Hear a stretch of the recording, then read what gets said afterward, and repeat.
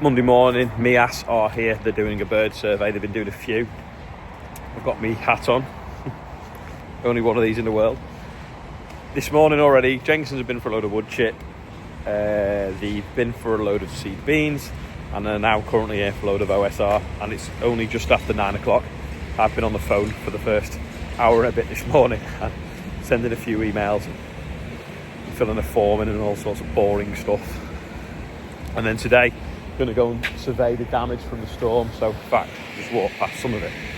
We've got a couple of roof sheets here that have come off there. We've got quite a lot of slates come off the barn at Brook House. I'll go and see what Wellbrook's looking like, and then at Rain Hill there's a stone barn that's been derelict and had no proper roof on it anyway. Well, some of the wall of that's blown over as well.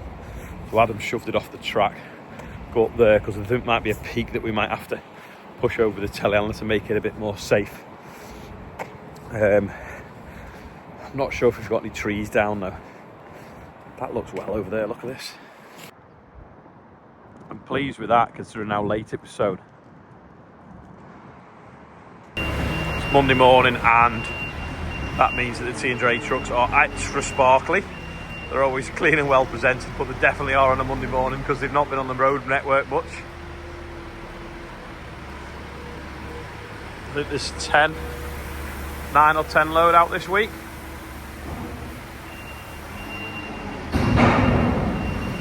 Morgan's just loading this one up. You see how empty the shed is? This is the first load out. Instead of having 3,500 tonne in, I think it's got about 700 or 800 in, which is disappointing to say the least. Potentially they might empty it and we could use it for filling with other stuff. Like the other year when they brought some sugar beet pellets in, we stored them for a company. I mean, there's a rumour there's loads of wheat flooding in, but I don't think it's coming into Liverpool. But of course, because the harvest was so poor, we have got to import some. But it's just a little bit questionable about where it's getting imported from. This is a big pile of chip that Adam did yesterday that had blown down a neighbour's house. Basically had a conifer land on it. And it took the conservatory out, so that's why that's very bright chip, because it was living on Friday and then, yeah, now it's not.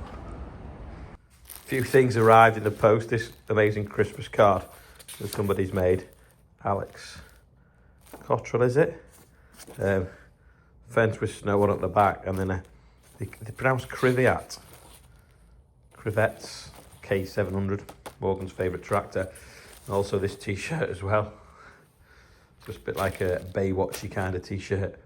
So thank you to David, is it, that sent that as well? Oh, you can't see on the camera, can you? Yeah, there you go. We've had this skylight on the workshop fail as well. I don't know whether something's blown through it or it's just flapped in the wind. So we'll have to try and fix that because it'll drip on all the stuff underneath, which is a lot of it's the Christmas lights.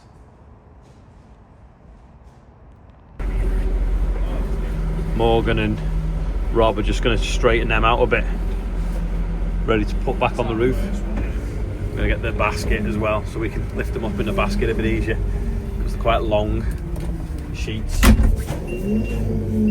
There's 3 come off, there's 2 there, 1 there. We're just trying to slide it now underneath. Is that going to focus?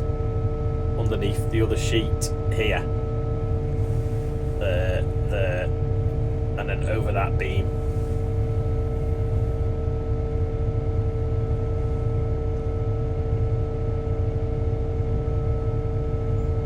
Bit tricky, but it's going.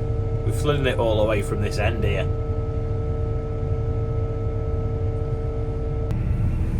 Big brush job on there with me dad. Lads are nearly finished the bit now at the top. Roof fixed. It's cold, so chippy for dinner, warm us up. That's the plan. Finished dinner, bin bags, up to change one of the bins on one of the dog fields and then have a look at the damage to the barn, sandstone barn that was damaged, well, basically blown down with wind. It was derelict anyway and didn't really have much of a roof on. It was pretty unsafe. We actually just got some Harris fencing to put around it. It's on one that we rent, but anything that was sort of unsafe fell in apart from one gable end, so we're going to see how sturdy that is with that. He's just knocking over to make it a bit more safe, or we just leave it where it is. We'll go and check that out now and see if the wheat's coming up as well. Just come having a look at some wheat. Looks great from this angle. I'm quite pleased with that. Even the headlands are okay as well. Yeah, it's pretty decent. Looks like it's sown twice. Oh, it is sown twice. You can see where it's moved over. Still in the headland, perhaps. Oh well, feel a little bit better after seeing that now. Let's look at this field here. You can see the linseed in bud. It's quite delayed, this one. Mustard's not as tall as in other fields. And you can see the wheat coming through in the bottom.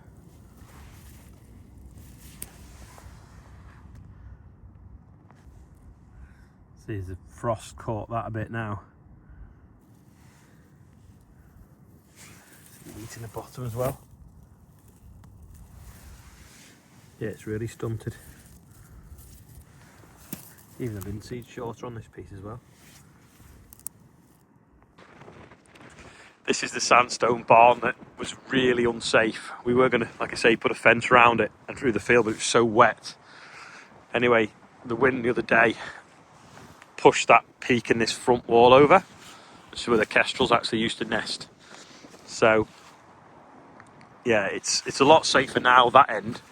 But this end, you've got this huge peak still standing and leaning that way, so I think we need to knock that in to make it safer, but equally they don't want to lose the footprint. But it's a 2-storey barn up here. Might have a picture of it somewhere, I'll have a look. But yeah, that was the storm damage.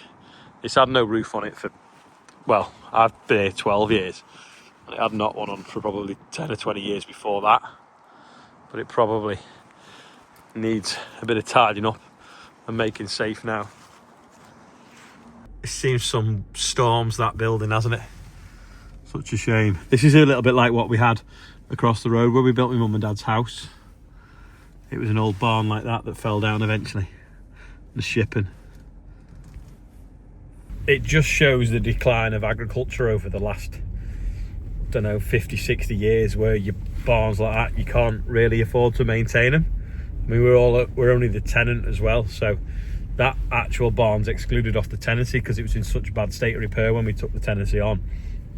You know, you couldn't do anything with it, but equally the landlord, he's probably now got the same trouble as everyone else with the inheritance stuff. Does he want to invest in an asset that'll cost him 20% down the line? I don't know. Is he got it in a trust? I'm not sure how their setup is, but either way, those old buildings now, probably find that people will start knocking them down rather than pay to maintain them, because it's just stacking up a tax bill down the line.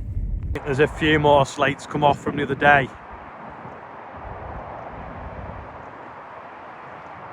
Oh, at Brook House, so terrific a job to get them up. Stables are all right, and this is, and so's the house, so that's a good sign. It's going to blow the leaves off here the other day. The wind's done it for us and put them in a nice neat pile in front of the door. This gutter as well had come away at this end. Anyway, Rob's just put it on now. Screwed it back in with the mini Merlot. So that's the little slate there. It's come adrift, so I've just slid it back up now while the basket's here. Well, a terrific. Last farm to inspect for storm damage. That roof's alright. That roof's alright.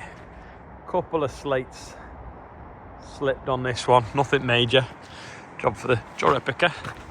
Hay caps all still on by the looks of things, which is pretty amazing considering they were getting a full force of the wind on them. Yep, they're all on, and obviously this new barn is completely perfect, as you'd expect, with its new roof and its new sides. So all good. If anyone is interested in any lockable cupboards, Oscar has got himself into the job of office clearance, so he's got a load of these cupboards. If anyone wants one, we're going to put some in our new offices, obviously, but this one, they've actually got things in for files. Clever them, aren't they? Don't know how much they'd be on new, but he's certainly got, well, I don't know, how many is there? Like 1, 2, 3, 6, 12, don't know, 24 of them maybe. Contact Oscar on Instagram. Morgan's doing a little bit of hedge cutting. It's nice cutting at this time of year because it cuts really easily. He's doing it on the 1455. The only thing is with the 1455, you have that, like, an A-pillar that's in the way. The cabin up left is like there, a bit of a pain. But he's just done along here, nice and neat. It's amazing just how you get these like little wispy bits, how they stop your vision when you've got a whole row of them. So just by taking that 6-inch off means we can see a lot better up and down the road. It's not even 4 o'clock and it feels like it's going dark. I'll put his lights on in a minute.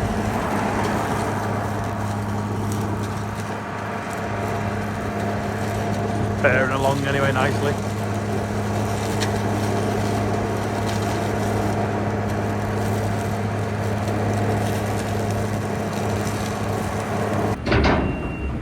Jenkins is here now for another load of chip today. It gets quite black this time of year because it starts to rot. See, it's steaming as well. John's just loading it up. It's obviously like about 5 degrees today, hence why there's a lot of steam coming off it. There you go. It's like Top of the Pops. Loads of people won't be old enough to remember Top of the Pops. Well, they used to have dry ice on the stage.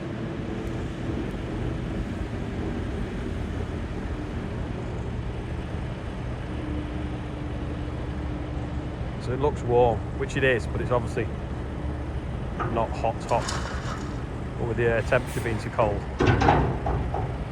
steam. Look at that. Bobby Dazzler, that, isn't it? But if you want one, you've only got until... That's available. Buy this tonight and I'll send it to you tomorrow. Yeah, there's not many left in stock, so by 9 o'clock tomorrow morning, we can pretty much guarantee that we won't be able to get any more by then. So if you're watching this video tonight, be quick if you want an Agri Christmas jumper. Yeah, pretty much most of what's in this box are all sold. But we've got other stuff. Boxes and boxes. Charlotte Ashley's limited edition hoodie. My one. I can't remember who was having 724. Was that Morgan? We'll give that away. Got 7 XLs left. 7 XL black reds. And a few. If it says need, you can't have one. If it says got them, you can. Alright. Look on the website anyway. Yeah. Right, quite a few on the birthday month today. Mike Platt is 60. I think I know which Mike Platt it is. Carl Osborne is 34. Dan Archer is 61. In fact, if it's a Mike Platt, I think it is. He may have well played in that sandstone barn that's fell down. Dan Archer is 61. Andy Jeffrey is 55. Lewis Hutchinson is 9. Zach Betteridge is 4.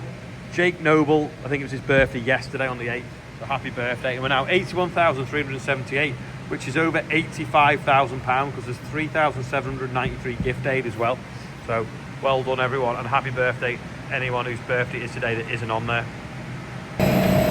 Quick check of the boiler. It's going to be 2 degrees tonight, so we don't want this going out, so I've just been checking that there's no sticks in the drop zone behind me. All looks good. Tractor run registrations filling up fast, so if you're coming on the tractor run on the 22nd, email this email address here.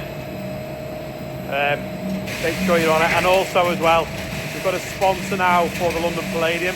So we've been able, hopefully you should get a refund on your ticket if you paid the £20 to register. And we're gonna, they're free now. So get on there, get yourself to London on the 16th. I'm gonna end the video now. It's gone on a bit long. I am still exhausted. It's trying to sort roofs, keep farming, and also sort out this job. But don't forget, if you've not registered for the London Palladium, do it, because we don't want you not having a seat. Get yourself there. We want to make sure that the press and the news crews that are going hear exactly what the devastation is around the BPR.